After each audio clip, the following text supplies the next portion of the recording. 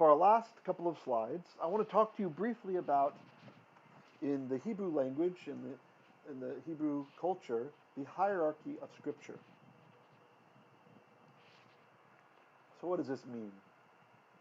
The Hebrew word for the Bible is Tanakh.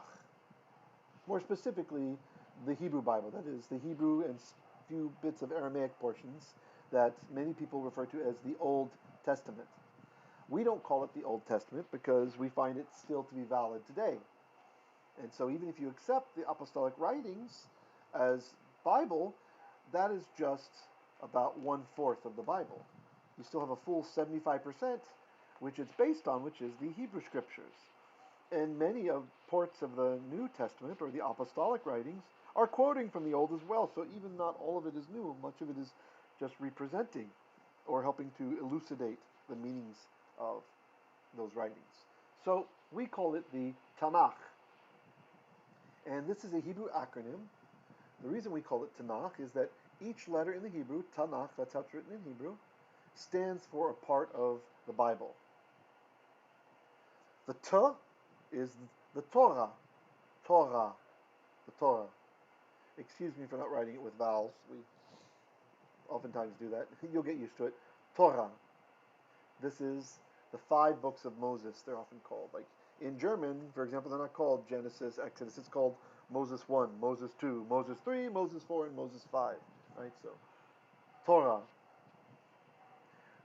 The second letter, the Nun, the N sound stands for Nevi'im. This means prophets. Nevi'im, prophets. The prophets. These are the major prophetical books. Not all of the books that contain prophecy, but the major prophetical books like Yeshayahu, Isaiah, or Yirmiyahu, Jeremiah. Right? These sorts of books are in the book of considered the prophets. And then we have, finally, the Ch stands for Chetuvim. Chetuvim, the writings. So these would be some of the literary stories like you might find, like Divrei Hayamim, right? The books of the Chronicles of the kings of Israel, right? Where they record some records about things. You also get some other books. It's not just, you get some other writings in there too, things that are not classified either as heavily prophetical in nature or law, i.e. Torah. Now you'll notice that I wrote each of these a different size. The Torah is very big, the prophets is a bit smaller, and the Chetuvim is even smaller yet. The reason for this is that the acronym itself, the word itself, demonstrates how those of us, the society rather, the culture that preserved the Bible, that kept it alive, how they viewed the Bible. So of course the entire Bible was seen and is seen as holy and divinely inspired, but there is a hierarchy. There's an order to the way the Bible, the books of the Bible, which ones are holier than other books. There's not this, there's a Gentile perspective. The Goyim, the Gentiles, oftentimes they see all scriptures equal, right? So if I'm having a debate with a Gentile, he might just pull out some words from the book of Chronicles and try to use those words to undermine a position I'm taking from the Torah, right? And that may or may not be valid from our understanding. It depends. It depends on how strong and clear the argument is from Chronicles. Because yes, it's also holy, but it is not as holy as Torah. So if I have an example in Torah which says, Uvenei Yisrael tishmor et yom HaShabbat, the kol dorotam, I know that the children of Israel shall keep the Sabbath for all of their generations, right? Or le'olam ba'ed, forever and ever. We'll have a commandment. These commandments I give you today, you shall do le'olam ba'ed, forever and ever, right? For eternity. And then you find, or somebody else finds a verse from the Chronicles or from the Psalms that tries to undermine that argument. Well, it's very clear and literal in the Torah. So you cannot take something from the book of Proverbs, let's say, Mishlei, and try to use that to argue against a very clear-cut literal commandment in the Torah, because the Torah is holier. It is on a higher level. The level of revelation on the Torah was much higher, as it was written by Moshe Rabbeinu, right? The holiest, the most awesome prophet ever to live, if we're not discussing Mashiach, which is a different role, Messiah is a different role.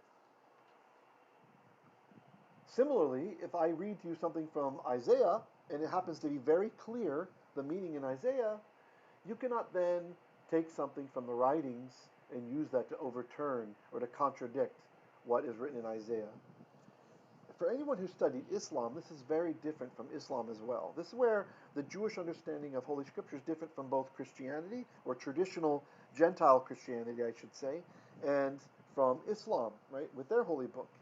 In Islam, with Al-Quran, the recitation, they believe um, that later revelations take precedent over previous revelations in Muhammad's life, right? So they believe if he had some interpretation at one point in time that says, you shall not marry your son's wife or any of your son's wives, and then later on the prophet gets a new interpretation, and we learn that he likes one of his adopted son's wives, and it clarifies he's adopted, so he's not really a son, so you can have that wife, right? And the son gives up the wife, and the so-called Prophet Muhammad marries then that person, okay? So in Islam, this is fine, because they have the idea that later interpretation, so maybe earlier in the Quran, you have something really nice, for example, that is saying that the Jews are the people of the book, do not do them no harm, right? And so this oftentimes will be shared with Westerners or others. Look, Islam loves Jews, right? It's fine. But then later in the revelation, the Quranic revelation, and later in Muhammad's lifetime, the Quran is not written chronologically. It's ordered by the size of the chapters, the surahs. Okay, so you have to figure out chronologically when things are happening. Later in Muhammad's life, we have written in the Quran, the Jews and the Christians are infidels. Destroy the infidels. Okay, so from their theology, this comes later, so it has precedence. Allah has changed his mind and gave a better interpretation to the prophet at that point in time. So this is very different from Jewish thought on the Bible, and also from Christian thought, of course, as well. But the Jewish understanding, the culture which wrote the Bible, understands that there is a hierarchy, not based on chronologically when something was written, but on which part of Holy Writ it belongs to. So in the Tanakh, you'll notice we call it Tanakh. Tanakh. We do not call it the Natach. We do not call it the Nachat. We don't call it the Chanat. And we don't call it the Chatan. You see? We call it the Tanakh. Because everything in the Torah, and this is why in our biblical Hebrew class, I emphasize Torah Hebrew, right? Specifically the vocabulary and the language and the grammar of the Torah, the first 5 books. And this is a great springboard later to get into the prophets and everything else. Don't worry. You'll be able to go play in those other areas as well. But that's because this is the holiest of all the scriptures. It is the Torah.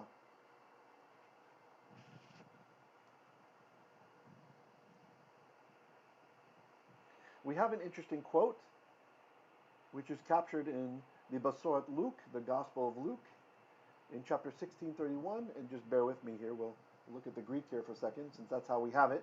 It says, "Epende alto, e Moisueus, kai ton propheton, uk akariusen ud ean tis ek necron, anaste peis theisontai." He said to them, or him, if Moses and the prophets, they do not hear, literally they will not hear, then even they will not, if from the dead shall raise, they will not believe. Okay? So when Yeshua is talking about Moiseus, remember how I mentioned the Germans, they call each book in the book of the Torah, Moses 1, Moses 2, Moses 3. So this is talking about over here, the Torah.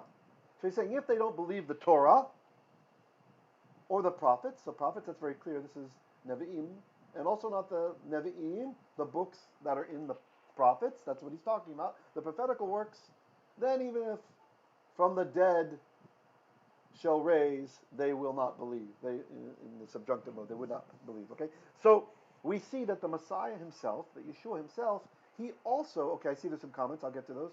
He also, okay, it's all good. Yeah, okay. Okay. that he also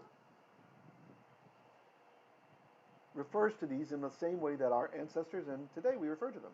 The Torah, the Nevi'im, and the Chetuvim. Notice he doesn't even mention the Chetuvim, because the holiness level is much different in the Chetuvim, with the exception of Tehillim, with the Psalms. And there's 5 books of Psalms. You don't usually see this in Gentile publications, but Psalms, there's book 1, book 2, book 3, book 4, book 5, and so it's understood spiritually that Psalms, it's somehow mystically aligned with the Torah, that there are 5 books of Psalms, just as there are 5 books of the Torah. And so Psalms alone from the book of Ketuvim has kind of a different level of holiness than the rest of the items in the book of Ketuvim. Okay, so does everybody understand? So even Yeshua, he's chiming in with the system. He doesn't say if they won't believe the writings, right? Because the writings are not the same level of holiness.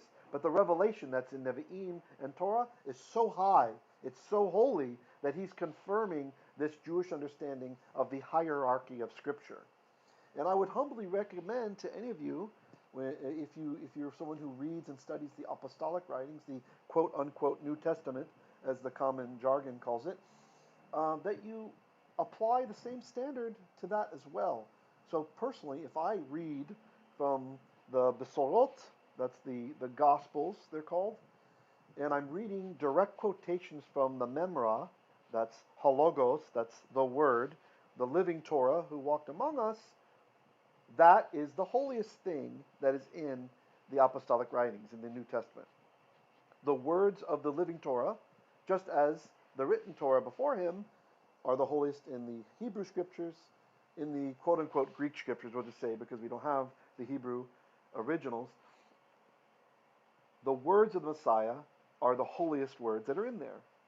So if you try to come to me, or to another Jewish person who believes in the Messiah, and you try to pull something from one of the epistles, which just means letters in the Greek, it means letters that were written to specific situations, to specific people at a specific time, and you try to take from that, I see that as chetuvim, right? This over here, right? If you try to take from that and undermine the words of Messiah, then it's invalid. So when the Messiah says in Matthew 5, do not think that I've come to tear down, katabaino in the Greek, to tear down the Torah or the prophets, I have not. I've not come to tear down, but to ploreo, to fill up, right? You have a glass, and the glass has water in it, and you add some more water, that's what that means. It's to fill up, right? To give a complete interpretation. For not one yod, that's the smallest Hebrew letter, not one jot, usually it comes in English translation, or tittle, that's the little other markings we have in the Hebrew, shall pass away from the Torah until all things have been fulfilled. Nay, heaven and earth will pass away, but the law will stand. So when I read the words of Messiah that show me that the law still stands today and will never be destroyed, only when the earth has been totally destroyed and done away with, and you try to take something to me from a lesser Scripture, a Scripture that is not as holy in the hierarchy of Scripture, like, say, the book of Romans, for example, or from Galatians, right? Books that I know you need to really study to see who is being written to, what was happening in their situation. And you try to apply that to undermine what the Messiah very clearly says. He even warns, if anyone teaches to break the smallest commandments of the Torah, if he breaks them himself and teaches others, this person will be called least. He'll be like the street washer in the kingdom of heaven. But whoever keeps even the smallest commandments and shares to others to do them shall be called gadol, great, in the kingdom. Right? So he affirms and he warns us against trying to misapply and misunderstand. So this shows that if you see something in a lesser holy book, still holy, but not as holy as the Gospels, that seems to undermine the law of God, to undermine the living law, the Memra, his words, then this is a false hermeneutic. For one, it means we're misunderstanding. The reason for understanding the hierarchy of Scripture is that it's not saying that those words are not correct. If you read something from Rabbi Shaul, oftentimes called Apostle Paul, and it seems to undermine what Yeshua is teaching, it is not undermining. You just don't understand it. And that is why even Shimon Kepha, known as Peter, he warns us in 2 Peter 3:16, be careful, brothers, when you're reading Paul, because many people get confused. and it results in them going after lawlessness, going against the Torah, so to speak. That's a paraphrase from the ESV, which is a very accepted international multi-denominational translation. So, there's a consistency in Scripture, and I hope as you get deeper in the Hebrew, you'll start to see this even more and more. Okay, so this concludes our class for today. Let me just give you your homework assignments. Okay. I didn't have to draw it. I had an animation there. Look at that. All right.